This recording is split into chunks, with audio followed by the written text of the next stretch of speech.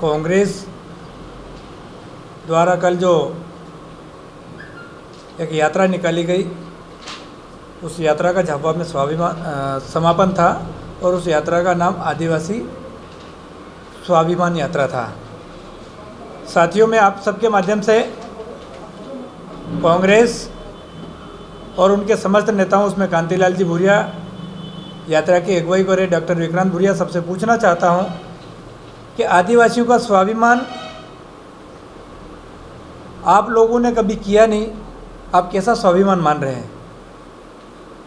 जब भारत अंग्रेजों की गुलामी से मुक्त हुआ तब से आपने राज किया, तब से यहाँ पर आदिवासी निवास है, लेकिन आपने कभी किसी आदिवासी का मान सम्मान नहीं किया।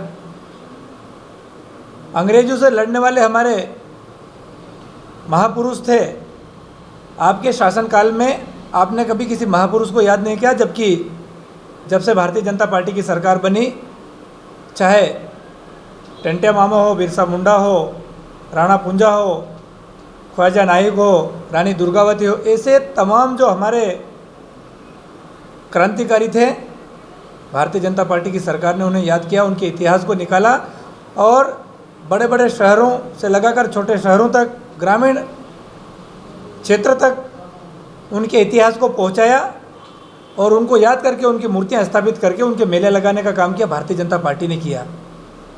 आपकी सरकार और आपकी पार्टी ने हमेशा से, जिस प्रकार से आपकी पार्टी की स्थापना अंग्रेजों ने करी थी, उसी प्रकार से मैं मानता हूँ आप आज भी अंग्रेजों के गुलाम हैं। सोनिया गांधी आपका जो नेतृत्व करती है वो अंग्रेज है। और जब आप आदिवासी स्वाभिमान की बात कर रहे हैं, लेकिन मंच पे जो हमारे आदिवासी विधायक बैठे थे उनको वहाँ पर आप मंच पे जगह ही नहीं दे पा रहे थे। आदिवासी स्वाभिमान के नाम से आप आदिवासियों को गुमराह करने का काम कर रहे थे। हमारे आदिवासी विधायक थे, चाहे वे वाल सिंह मेड़ा जी हो, चाहे वीर सिंह भूरिया जी हो, चाहे अलीराजपुर वाले हो, वो अपनी भीड़ लेके आए थे, लेकिन उनको बोलने का मौका नहीं दिया। क्या कांतिलाल भूरिया जी आप ये आदिवासियों का स्वाभिमान बढ़ा रहे हो? जब आप केंद्र में कृषि मंत्री थे तब आपने और सरकार ने विदेश में आदिवासी किसानों को भ्रमण पर ले जाने की योजना थी, तो क्या उस समय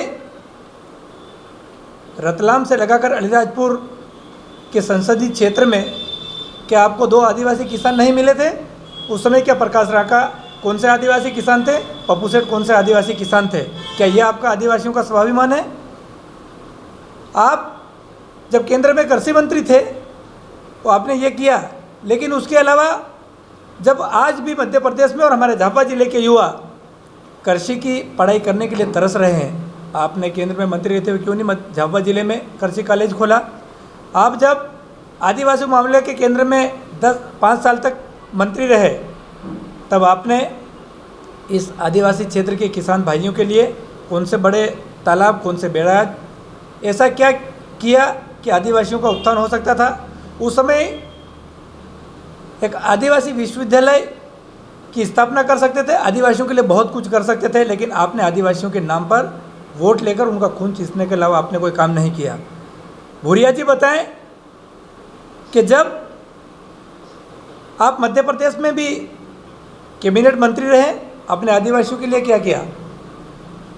आज हम आपको दावे के साथ कह सकते हैं कि 2003 के बाद से मध्य प्रदेश में भारतीय जनता पार्टी की सरकार बनी और 2003 के पहले की आपकी दिग्विजय सिंह के शासनकाल की सरकारें हम देखते हैं, तो उस समय हमारे आदिवासी बच्चों को पढ़ने के लिए स्कूल नहीं हुआ करते थे, उनके लिए गणवेश नहीं मिल पाती थी, उनके लिए मध्याह्न भोजन नहीं मिल पाता था। जबकि भारतीय जनता पार्टी की सरकार ने इतनी अच्छी शैक्षणिक संस्थाएं खोली, अच्छे स्कूल कॉलेज खोले, उसका परिणाम है कि कांतिलाल जी आपके बेटे डॉक्टर विक्रांत भूरिया भी भारतीय जनता पार्टी की सरकार में ही डॉक्टर की डिग्री प्राप्त करी है। आपको और मैं पूछना चाहता हूं कि जब केंद्र में आपकी सरकार थी तब क्या इन गरीब आदिवासियों के बारे में कभी आपने इनको झोपड़ी से बाहर निकालने का सोचा था? हमारे माननीय नरेंद्र मोदी जी बने, उन्होंने प्रधानमंत्री आवास पक्का मकान देकर आदिवासियों का स्वाभिमान बढ़ाया। माननीय प्रधानमंत्री जी ने हमारी आदिवासी महिलाएं बरसात के दिनों में धुएं से परेशान होती थी, उनको गैस चूल्हा देकर, गैस टंकी देकर उनका आंखों का आंसू पोंछने का काम किया। ये आदिवासियों का स्वाभिमान था। हमारी आदिवासी महिलाएं जब दूर दूर से पानी लाने को मजबूर थी, नालियों का, कुओं का, तालाब का ऐसा पानी पीने को मजबूर थी, माननीय मोदी जी ने जल जीवन मिशन जैसी बड़ी योजना लाकर उनके घर पर नल और उस नल में जल लाने का काम किया, स्वच्छ जल देने का काम किया। ये आदिवासियों का स्वाभिमान है। कांतिलाल जी, आप आदिवासियों के स्वाभिमान की बात करते हो, पहले आप अपने आप को तलाश लो कि आप आदिवासी वास्तव में हो या नहीं हो, क्योंकि मैंने आज तक आपको आदिवासी भाषा में कभी बात करते नहीं देखा, कभी आदिवासी भाई के साथ, उनके साथ में कभी जो ग्रामीण हमारा भाई उसके साथ बैठते हुए नहीं देखा। ना आपकी रहन सहन, ना आपकी कार्यशैली आदिवासी के साथ है। आपकी सरकार ने और आपने सिर्फ आदिवासी को लंगोटी से बाहर नहीं आने दिया था, जबकि आज अब आपको दावे के साथ कह सकते हैं कि जब से मध्य प्रदेश में और केंद्र में भारतीय जनता पार्टी की सरकार बनी, हम दावे से कह सकते हैं कि हमारा ग्रामीण आदिवासी भाई भी अच्छी शिक्षा के साथ अच्छे अच्छे कपड़े पहनकर अच्छी गाड़ियों में घूमता हुआ आपको दिखाई देगा। लेकिन आपने खून चूसने के अलावा कुछ नहीं किया था। बाकी ऐसी बहुत सारी चीज़ें थी। कांतिलाल जी, मैं आपको पूछना चाहता हूँ, आपके जिला अध्यक्ष जी आरोप लगा रहे थे कि उनके पोस्टर फाड़े, तो भारतीय जनता पार्टी पर आप आरोप लगा रहे थे। जब वो व्यक्ति अभी थाने में गिरफ्तार किया, उससे पूछताछ की, तो आपको पता है वो कौन था? वो कांग्रेस का करीबी व्यक्ति था। और कांतिलाल जी, आपके और विक्रांत जी के फ़ोटो क्यों फाड़े? क्योंकि आपने झाबुआ जिले के आदिवासी युवाओं को कभी आगे नहीं बढ़ने दिया।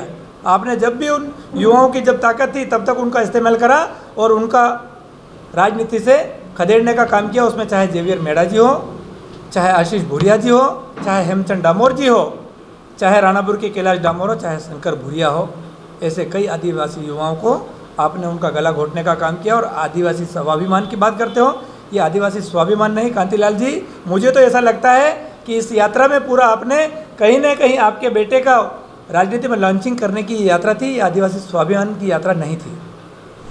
डॉक्टर विक्रांत भूरिया कुछ भी कह दे, लेकिन उनको उनके पिताश्री और उनकी कांग्रेस से पूछना चाहिए कि आदिवासी का स्वाभिमान किसने बढ़ाया। आज आप देखिए, हमारे माननीय प्रधानमंत्री जी ने हमारे देश के सर्वोच्च पद, राष्ट्रपति के पद पर हमारी आदिवासी बहन द्रौपदी मुर्मू जी को सुशोभित करके आदिवासी का स्वाभिमान बढ़ाया। और आप कमलनाथ जी को बोल रहे कि आदिवासी है। अरे पहले अपने आप को तो साबित करो कि आप आदिवासी हो, जबरदस्ती किसी को क्यों ला रहे हो? मतलब विक्रांत भूरिया को साबित करना चाहिए आदिवासी। बिल्कुल, वो कहीं पर भी आ जाए, किसी भी शहर, किसी भी गांव में, खुले मंच पर मैं उनसे बातचीत करना चाहता हूं कि अब आदिवासी है तो आदिवासी का रहन सहन कैसा है, आदिवासी की गांव में उसकी पूजा पद्धति क्या है, उसमें उनके कैसे वो हल चलाते हैं, कैसे वो सब पूरा उनका पूरा वो है, वो पूरा बताएं। हम उनके साथ डिबेट और बात करना चाहेंगे। मैंने जब इस यात्रा के दौरान उनको देखा था कि वो एक कहीं बालाघाट में या जबलपुर में उधर कहीं एक खेत में धान रोपते हुए देखे गए थे, वो नौटंकी थी। अरे मैं उनसे पूछना चाहता हूँ कि धान का रोपा कब तैयार होता है, उसको रोपा उगाने से पहले किस प्रकार से खेत को तैयार करना पड़ता है और उसको रोपने के लिए किस प्रकार से खेत को तैयार करना पड़ता है। मेरे साथ आके हल जोत के बताए तो मैं उसको बताता हूँ कि धान कैसे रोपा जाता है।